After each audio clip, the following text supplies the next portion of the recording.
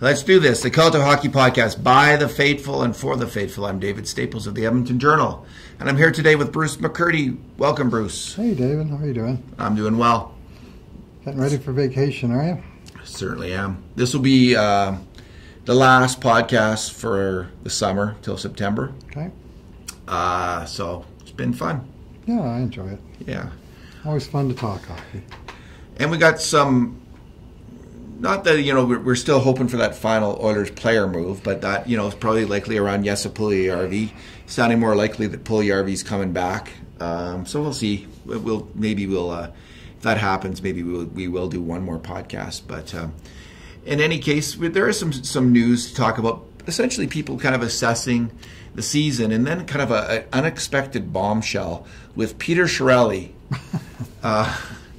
The former GM of the Edmonton Oilers getting a job interview for the Minnesota Wild job. So it was surprising that Fenton, Fenton, I remember all those years everyone was saying, oh, you got to hire that Fenton. He's like the guy to hire. And then he gets to Nashville or to Minnesota.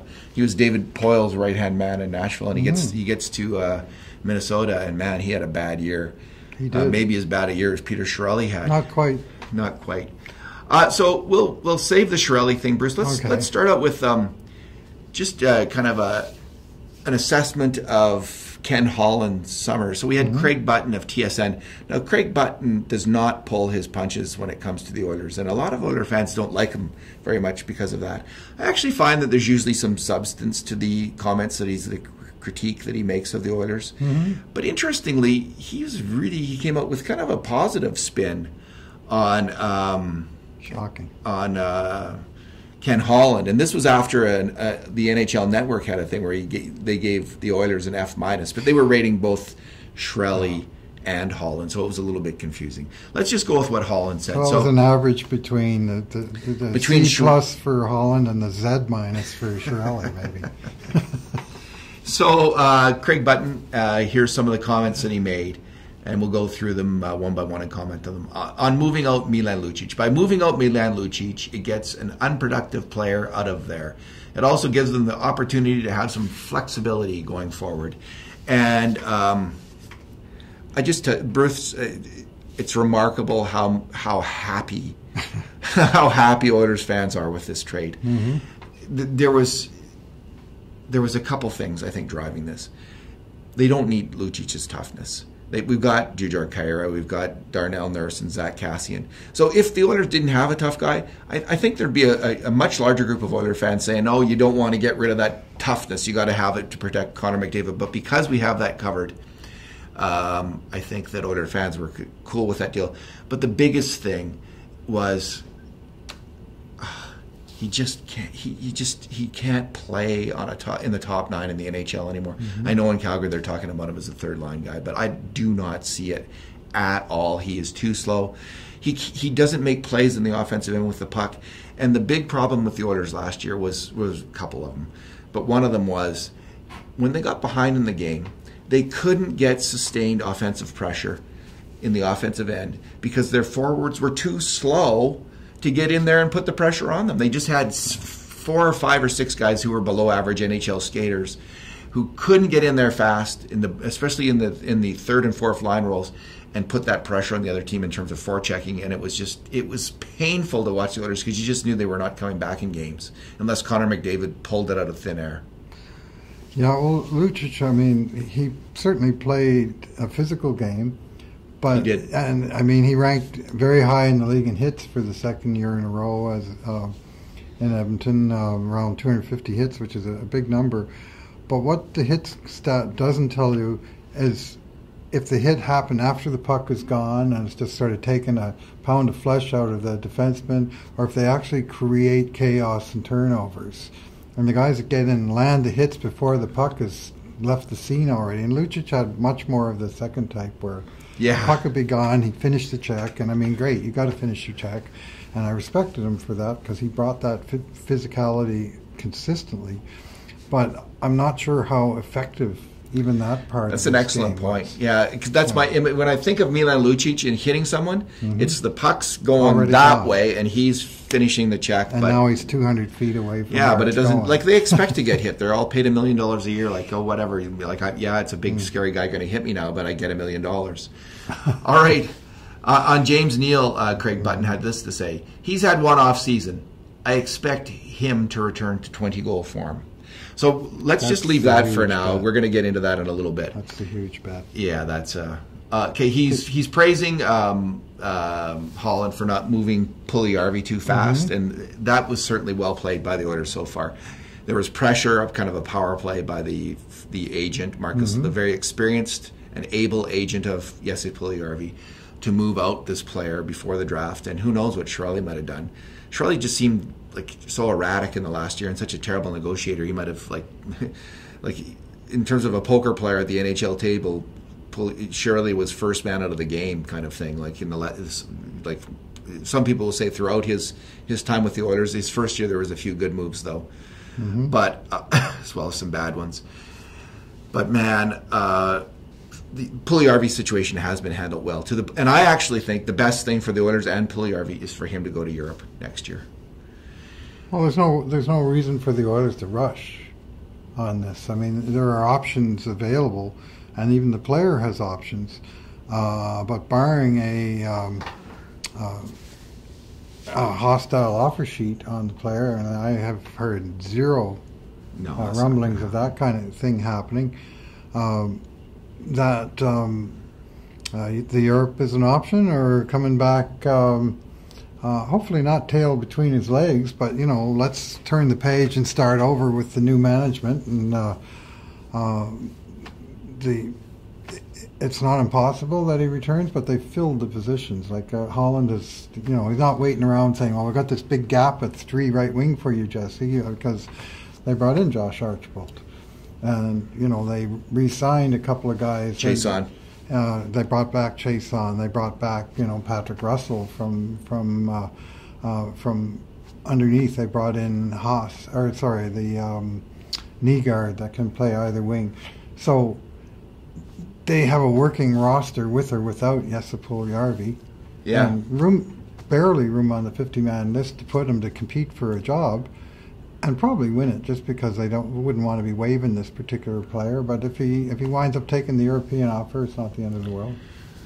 So Button ended up with this thought. He says, "I think there's more that needs to be done to make this team playoff worthy, but he's taken the right steps to push it along, where the next moves could make a significant difference." And that's what I would say. I think he didn't make any. They were limited. They couldn't make any terrible, stupid free agent signings, like give a massive contract to some guy who's 30 and heading out of his peak years.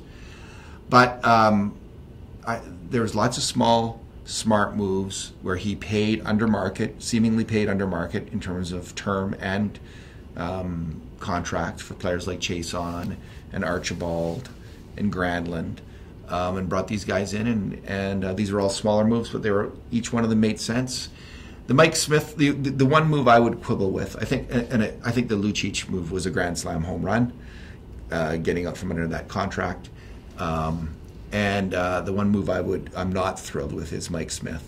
Hopefully I'm wrong, but a bet on a 37-year-old goalie who's coming off a weak year strikes me as an iffy bet at best. Well, it's a 1-year bet on Yes. a 37-year-old goalie at an affordable amount. I mean, you look at, you're not going to go out and get Bobrovsky, obviously, but they're not paying $70 million for Mike Smith either, are they? I mean, it's 1 year, and if he doesn't cut it, I mean, potentially even Shane Starrett could get called up during the year. And otherwise, at the end of the year, they're free and clear from this guy. That's actually one of the things I like about Holland's approach, is all the 1-year deals.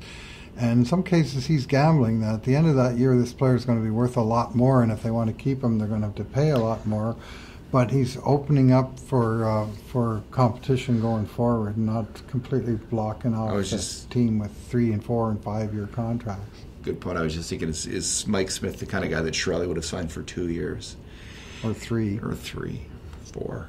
All right, Mike. So James Neal what I did was, Bruce, I looked at kind of comparable players to him. I found about 35 guys. Oh. They're players like Chris Kunitz, Ryan Smith, Rick Nash, Troy Brouwer, Ryan Clough, Owen Noland, Jerome McGinley at the upper end, Daniel Cleary, Nick Antropov, Jason Chimera at the lower end. So these are big, aggressive, somewhat skilled wingers, sometimes really skilled wingers. Mm-hmm. And I wanted to see how they do after the age of 30, first of all. And then I wanted to see how many of them had bounce back years. How many of them actually had a decline in production, like Neil had this dropped off a cliff last year, and then actually were able to bounce back. So what you generally see is, just go to this chart, this group of players, 35 power forwards in the NHL, they had their last kind of productive season, near peak, but productive season where you were glad to have them on your team at age 33. Mm-hmm. So Neil this year is 32, and he'll be 33 next year. So on average, this group of 35 players are okay players till they're 33. Now, some of them, though, there's about a third of them drop off below the age of 33. That's why the average is 33. Right. So Neil could be in that group that doesn't bounce back. Most of them fade gradually over time. From the best of them to the worst of them, most kind of have a gradual decline in productivity. The ones who have fallen off a cliff, there are a few of them who have bounced back. Dustin Brown being a really solid example. He just didn't have three or four bad years, and now he's had 2 good years in a row. Eric Cole had quite a bit of up and down as he was going through his 30s, and he had his last good year at 35. He had almost 0.6 points per game at 35. Owen Nolan got banged up, was out of the league for a year. Injured, and he had a really good year. Came back and had a strong year or two. Alexander Burrows, Thomas Holmstrom of Detroit, really interesting career. And I think he almost discovered another role. He was used differently. He was, I think, used as a third line guy, not on the power play, through his late 20s. And then all of a sudden, when he gets in his mid 30s, he's suddenly out on the power play and is on a higher line, and he goes to a .7. He also got promoted to the line with Zetterberg and Datsuk. He gets that chance, and he makes the most of it. So I remember him being interviewed on an intermission one time, and they asked him how does the line work. He says, well, Pavel passes to Hank passes to Pavel, and I look after the scrums. Hey, and maybe James Neal does that. Leon passes to Connor. Connor passes to Leon, and I look after the scrums. That's like what Lucic's job should have been. Yeah, but he didn't have the hands, Milan Lucic, in the end. Like, he just didn't have the dexterity to play that role. Like, Chason suddenly gets in that role, and he starts scoring, right? So Neal could be that guy. He could get in that Thomas Holmstrom role. It's going to take some redefining of his game. He's got to think about it. He's got to think about how he's going to play.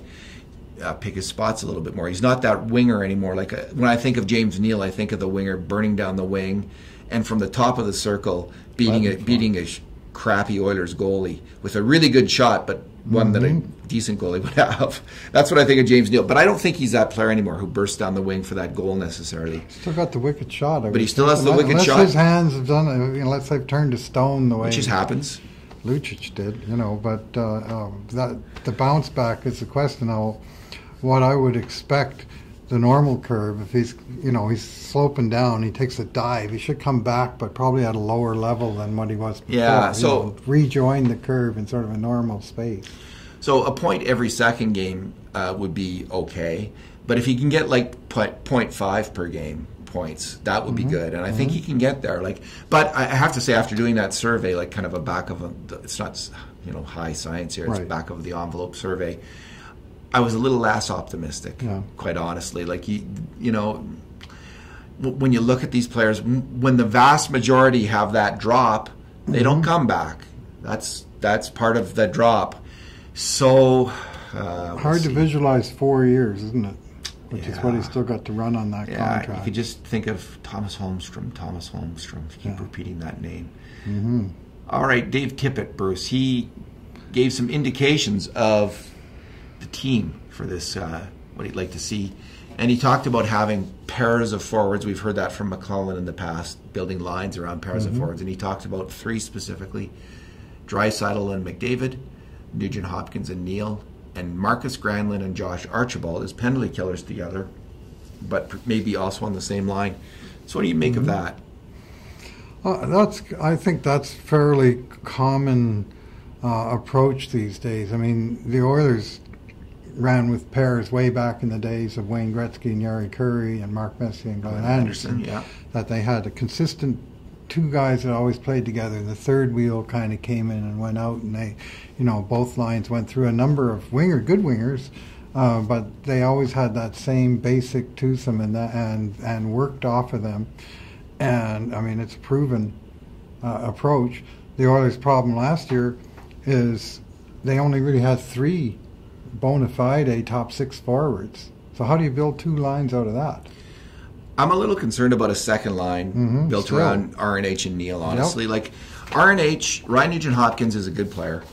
He's not a great player, in my view. He's never been able to drive a line. Like, and I think that's a fair comment. He's always been really good working with Taylor Hall, working with Connor McDavid. I like him as a complementary player. But if you're looking at someone who's going to get the puck, take it end to end, or drive the puck around the offensive end, I've never seen that kind of dominant streak or domination, or actual performance from RNH as an offensive player. He's a good offensive player, but I don't think he drives the line, and I'm worried about him with Neal if Neal's not very fast. And then who else, like Chason? If you had Chason and Neal with Nugent-Hopkins, I don't see that working. 2 slow wingers.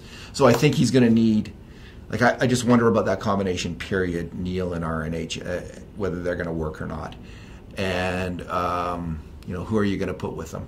So I do like the idea of Granlund and Archibald on a checking line together. Like, they have to find a center, but there are lots of candidates, maybe not any really great ones. But I like that, the idea that they really are going to get this fast, somewhat skilled checking line on the Oilers, because I don't think we've had that in a while. Since the days of Pisani and Morrow and Stoll, or who was on that line? Pisani, Morrow, and Morrow, Marchand, and Greer is certainly the MGM line. There you go back to that as a who was with Pisani? Who did he play with? Was he more of the second line guy? Yeah, he Stoll, played, Pisani, and Torres, wasn't it? Yeah. No, it was Torres played with Pekka. I have to recalibrate. Okay, Chris Russell on the left side. What do you think of that? Because that's what the coach also talked about. Well, preferably. I mean, the issue with Chris Russell is that he's either playing right side on the second pairing and a little bit, maybe a little higher notch than you'd want him to be. I'd say above his pay grade, except for really that is his pay grade. So the other alternative where he's playing 3 lefty, all of a sudden now he's very, very well compensated for a third pairing role. I mean, in theory, he's a 4-5. In theory, he's been a 4-5 ever since Edmonton got him. But in reality, he's been a 4 about 90% of that time that he's been playing in the top 4, usually on the right side. And I think playing the right side, I mean, hats off to a guy that's able to switch back and forth. That utility infielder type of player is valuable on any roster. You got to have at least one guy who can do that. But I think it also magnifies his weaknesses, which is not quick enough puck movement, and when you're on your backhand, the ability to make a clean pass is just that much tougher, and he more often defaults to what I call the punt, just lob the puck out of the zone or off the glass and out, and you get it out, but you turn it over. And so you'd rather have a little more positive puck movement. And I don't think he'll ever be confused with a great puck mover. But I think you're a little bit more efficient on the left side if they can actually get him over there and keep him there. That's always been the issue. It's been tried, and it's just never stuck because they've always had more lefties than righties. Yeah, out of need, and it's not like it's like I don't know if he's volunteering or not. Maybe he's a good guy and does volunteer, but it's like good for him, like that he can go over there and give that a go. I wonder though, maybe Nurse or Caleb Jones might be better on the right side at this point. Jones has a fighting chance because that's where he played all last year, and he played pretty effectively. Yeah, and he's mind you, as an NHL rookie, that's a tall ask.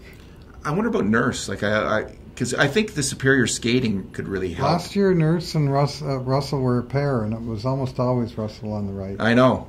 Yeah, I mean, maybe they should try it, but maybe Tippett will try something different that way. But let's move on to the final item of the agenda, Peter Chiarelli. So when I first heard the rumor, it came from, the first time it was actually stated as a rumor per se, like this was happening, not just something that might happen, was from a Minnesota TV reporter, and Schwartz is his name. What's his first name here? Dave Schwartz from the NBC Minneapolis affiliate. And this was a day after, 2 days after the firing. And he reported that Chiarelli was, this guy's saying, sources say that a possible candidate is Chiarelli. And I couldn't believe it. So I had to go in, who is this Schwartz? Is this real? Does this guy have any credibility? But no, he covers the team regularly. He was at the press conference when Fenton got fired. He's presumably in a position to know something. So I took it at that kind of face value. Okay, here's someone who's on the scene. He's talking to people behind the scenes, and he's saying this. So this is worth some attention because it just sounded so. I was flabbergasted. Yeah. That's how I was. Come on. Peter Chiarelli was fired in Boston because the cap got out of control. Now, the best thing you can say was, well, he had a ton of success and he's learned his lesson. He's learned his lesson. He's going to come to Edmonton and he's going to have, his pen's going to be that much sharper. His negotiating, he's going to know people are watching your negotiating skills. He comes to Edmonton, Bruce, and in deal after deal after deal, he gives a little bit too much money, a little much term, or gets back a little, not quite enough in the trade, or it's a major, major bungle. And at the top of my own personal list, for many people, it's Taylor Hall and Adam Larson. My own list, the top of the list by far, it's the Milan Lucic contract and the Griffin Reinhart trade. Take the cake for me. Okay. And then in the last year, it's just an endless list. Go ahead. The Ryan Strome trade out, not the one that brought him in for Eberle that a lot of people didn't like. At least in that case, the Oilers brought in something they needed, a right-shot centerman who could anchor the bottom six, which is basically what Ryan Strome did, and continues to do for New York Rangers, for whom he scored 18 goals after the trade last year. And they just got rid of him and brought in an equally expensive winger who wound up getting sent to the minors, traded to Vancouver, bought out, and now he's going to play in Europe. I mean, it was just a hopeless misread by the scouts. So that was a bad contract that New York Rangers signed last summer that he took off their hands. And then there was Brandon Manning, who was a bad signing by Chicago Blackhawks last summer that he took off of their hands in a hopeless trade of just had no positives really going for it at all. That extra year on Manning's contract is such a killer. Yeah. The Koskinen deal, he gave too much term and money on, and he just failed. Every signing this year, Reeder, Brodziak, he just couldn't identify players that were useful. The extensions to Drake Caggiula and Matt Benning at $1.5 and $1.9 million for sort of second-tier players coming out of their entry-level contract, they were just richer than they needed to be. Those guys certainly deserved contracts, they deserved a raise, but they didn't deserve necessarily a doubling or more of their rookie-level contract. What did Drake Caggiula do to earn a 2-year deal at 1.5? It could have easily been 1.1 or 900,000, and it just wasn't. It's we got to get him signed. What does he want? Okay. Yeah, because what's he going to do? Exactly. They have no options. They have no options. They play hardball with Nurse. The one guy they shouldn't have played hardball with, they played with Nurse. They should have signed. Money left. They should have signed Nurse to a deal. If they could have got it anywhere around $5 million, any with a 4 at the front, would have been brilliant on a long-term deal with Darnell Nurse. But they just were so reluctant to do that. Well, Samuel Girard. He's not a real good comparable for Nurse in a lot of ways, but in some ways he is. He just finished his entry-level contract as a very promising young defenseman. and they signed him to a 7-year extension of $5 million per. The Oilers bridged Nurse, and now when they do sign him to an extension, it's not going to be for any $5 million. We don't know. Maybe Nurse was going to say, "No, I'm going to bet on myself. I just want to sign short term." This is what we don't know. So, no, I think. But if they had said, "Okay, 5, we're going to give you 5.1 or 5," I think they could have got him. Anything with a 5, I think they had him on a long-term deal, and. Now it might have been shocking to some Oiler fans to see Nurse sign that. There would have been lots of screaming, like there was complaining about the Draisaitl contract. But it's a contract where people complain in the first 6 months, and then for 7 years they think, "Wow, did you ever get a good deal there?" Welcome to the new NHL. I mean, everybody seems to get overpaid because the cap just keeps rising and rising and rising. Yeah. And there's a ton of examples of, of when guys do resign on other teams, they're going, "Holy cow, that guy got that much." And so to give Chiarelli some credit, because he always gets shit on. Yeah. Okay. The Connor McDavid, Leon Draisaitl, and Oscar Klefbom contracts were all Peter Chiarelli contracts. Yes. The trades for Cam Talbot, Patrick Maroon, and Zach Kassian and the signing of Chris Russell of that first 1-year deal were all great moves that year. And they were responsible for the Oilers partly responsible for the Oilers getting 102 points and making it almost to the third round of the playoffs, one game within that. Chiarelli was he was in the finalists for Executive of the Year 2016-17 for a reason. He made some good moves that year. And it's easy just to say, well, we should have fired him after that first year, the second year, like they did with Fenton. But he had just he was one of the finalists, and he had made moves. Even the Larson trade in the first year, there was like an 85% approval rating when we did a Cult of Hockey poll. 85% said the Oilers got a win out of that trade. That's not to say that the Devils didn't get a win out of that trade as well, even in that first year, although Taylor Hall was hurt that year. But the vast majority of Oilers fans thought the Oilers also got a win out of that trade. Now, Larson's last 2 years have been underwhelming. And it's frustrating as an Oilers fan to see that, like, he hasn't improved. He didn't build on that first year. He's gotten a little worse. He's been banged up, and the rules changed, and this and that and the other thing. So it doesn't. Maybe it looks like New Jersey will probably get a win. They did get a win 1 year out of that deal. Oh, for sure. The other 2 years he's been banged up, which is kind of par for the course with Taylor Hall. But with Adam Larsson, it's hard to say the Oilers have gotten a win out of it at this point. Maybe this year Larsson will surprise us all. He's got 2 years left on his deal to make it a win for the Oilers, and fingers crossed on that one. So that's why it's not my most hated of all deals, because of that return on the trade. And I put the Griffin Reinhart and the Lucic things in a different category. Well, the Lucic one is the puzzle. There is that when Chiarelli came to Edmonton, he made extremely clear that he wanted the team to be heavier. He said heavy, heavy, heavy, heavy, heavy throughout his press conference about 20 times. Hard on the puck. That was another one of his favorite words. So then he goes heavy out. Stick. Yeah, he goes out in his first year and he trades for heavy winger Zach Kassian. And then he trades for heavy winger Patrick Maroon. He's got both those guys under contract for about $1.5 million each. And then he goes out and signs Milan Lucic on the first day of free agent. 7 years, $6 million. He was covered in such a nice way. He'd already sort of covered off that aspect, and then he went and did that. And that was the really puzzling part. And now Lucic, when you look at the comparable players to him, most of them don't crap out at 28, have their last peak year. That's the worst kind of scenario for that kind of player. Well, he was it. He turned out to be it. Like, you could have reasonably expected, he'd get to be 30 or 31 before he fell off a cliff like he did. But that was a possibility. It was always a possibility, and that's what happened. Well, he already had like 800 games plus 100 playoff games under his belt before he got here. There was a lot of mileage on that odometer, even at age 28. And the Griffin Reinhart trade, I really didn't like it the day it happened. When Reinhart got here, I started to warm up to the player a little bit, but I didn't like the trade the day it happened, because I always thought the Oilers overrated that player as an organization, and that's proven to be true in the end. So let's just leave it there. I liked the player, but the price was like in that draft. Well, that's another example of Chiarelli. Like, if you had paid a second and a third for Reinhart, that would have been maybe an overpayment, but you could defend that maybe. That would have been, even in retrospect, you'd say, well, second and third picks are pretty iffy bets, and Reinhardt was a somewhat iffy bet. But okay, so the Wild, what do you make of them doing this? What does it say about the NHL that he got an interview even?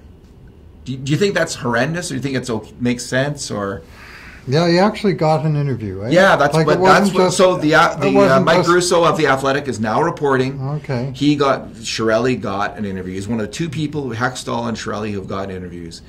And I just find it I was flabbergasted when I heard him. I'm astonished still that he would get an interview. I would just say, really? Yeah. Like, why? Normally, just think of what happened when Chiarelli got fired here.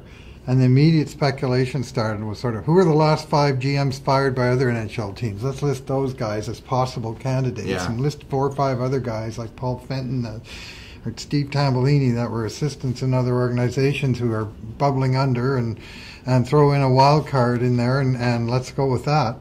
And so it didn't surprise me to hear his name thrown out there as almost boilerplate speculation.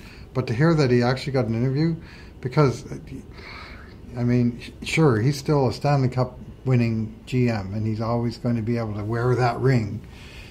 He made some good moves in Boston, some bad moves, some good moves, like Holland. I'm shocked. I thought if any NHL team would touch him, it would be as an advisor, as some kind of assistant, or maybe nothing at all for like 2 years, and then maybe he sort of gets his name back in there like Dave Tippett did. I'm starting to wonder what he brings, honestly, because the modern NHL GM, it's so much about negotiation. Yeah. It is so much about handling those contracts right, getting that aspect of it right, and getting the right amount back in trades. And he just seemed to get worse and worse and worse at that at his time in Edmonton. Maybe he was never good at it, but like I said, there was a few good long-term contracts. Getting the 8-year deals on the Stars was huge. But by and large, there was and some rebuild of the minor league system. Yes, fair enough. It's not like he did absolutely nothing, but the bad outweighed the good.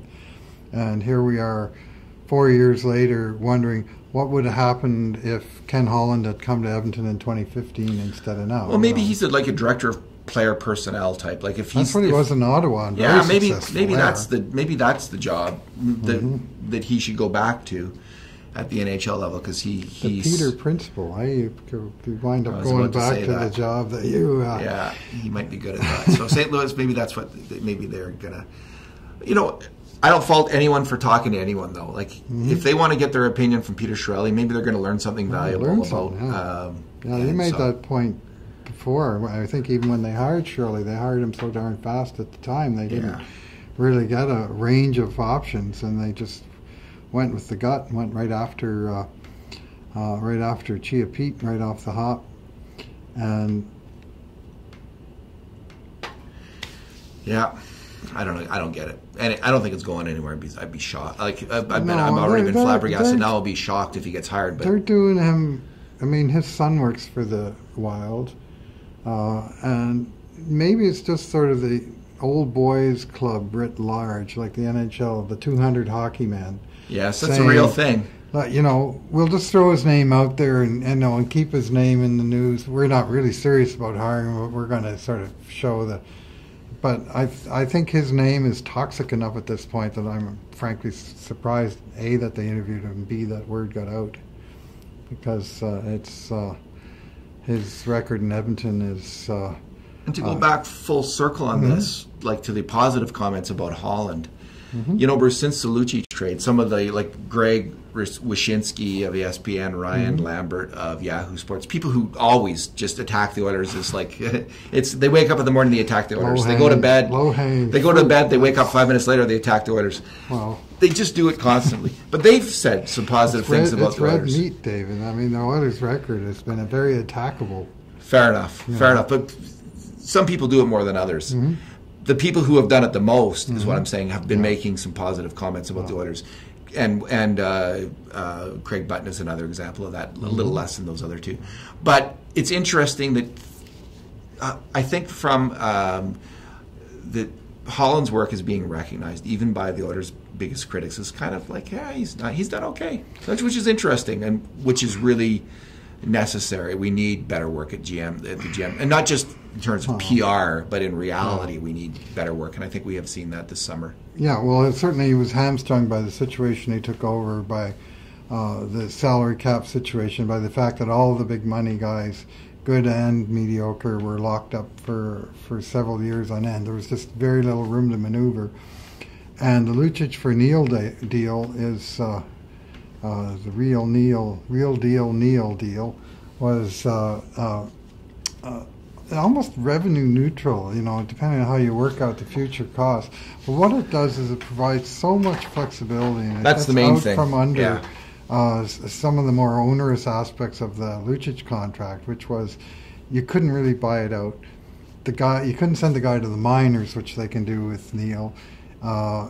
You had to protect the guy against the expansion draft, which they don't have to do with Neil. They have options. I mean, option A is Neil recovers his form and scores 20 goals, and he continues, or 25 goals, and he continues to be an Edmonton Oiler in 2020-21. But in a worst case scenario, they buy him out and they save close to $4 million against the cap, and use that in the immediate short term. It does have a long-term lingering implication if they do that, so it's not first choice, but at least it's doable. With Lucic, it was impossible. Oh, Broberg just scored a big goal against Canada. Oh, yeah? The funny thing is, they're trying to convince themselves, Bruce, in Calgary, that that Lucic is going to be a good defensive player for them. and I'm trying to, then they're giving me all their numbers, and I'm not going to go on my rant about Corsi numbers, but they're giving me all their Corsi numbers and on-ice numbers. He's a good possession player. Yeah, he has. Anyway, if they think Lucic is going to be a good defensive player, well, let them think that. They will learn the hard way. Now, I hope I'm wrong. I hope Milan Lucic cranks it up. But man, I saw such weak defensive play this year. It's another reason. It was my one hesitancy. In terms of whether he was going to stay with the Oilers or not. I do think he can help a team in terms of toughness and grinding it out on the fourth line. But man, his defensive play had me worried, and so. He's got to wake up, in terms of what he's thinking about as a player. Make it your number one priority, Milan Lucic, not to hit, but to stay on the right side of your check in the defensive zone all the time. And if you do that, I think he still can help an NHL team, because he is a tough son of a gun. So. Yeah, well, I mean, we talk about possession stats as one proxy, the Corsi, but when you dig a little deeper, like the scoring chance project that we work on, or the things like Dangerous Fenwick that boys at Puck IQ have been working on. But his X-goals was good. Those numbers are a little bit more depressed. No, his X-goals were actually pretty good. Expected goals were all right. Yeah, at least they were on one of the sites I looked at. But not as positive as his Corsi appeared to be. The shot quality at both ends was not what you'd like with him. All right, let's leave it there. Good luck to Milan Lucic. Good luck to the Calgary Flames. Good luck on your arena, Calgary. Looks kind of like the early drawing's kind of like a souped-up superstore, Bruce. Not very impressive, but maybe they can. Maybe it'll be all right for them. I'm glad they got an arena deal that they seem to be happy with. At least the majority of Calgarians. So. There's a little bit of pushback, of course. But there's lots of unhappy people with the process, but there's that's always going to be that. Thanks for talking. Yeah, thanks for listening, everyone. And in the meantime, and in between times, this has been another edition of the Cult of Hockey podcast.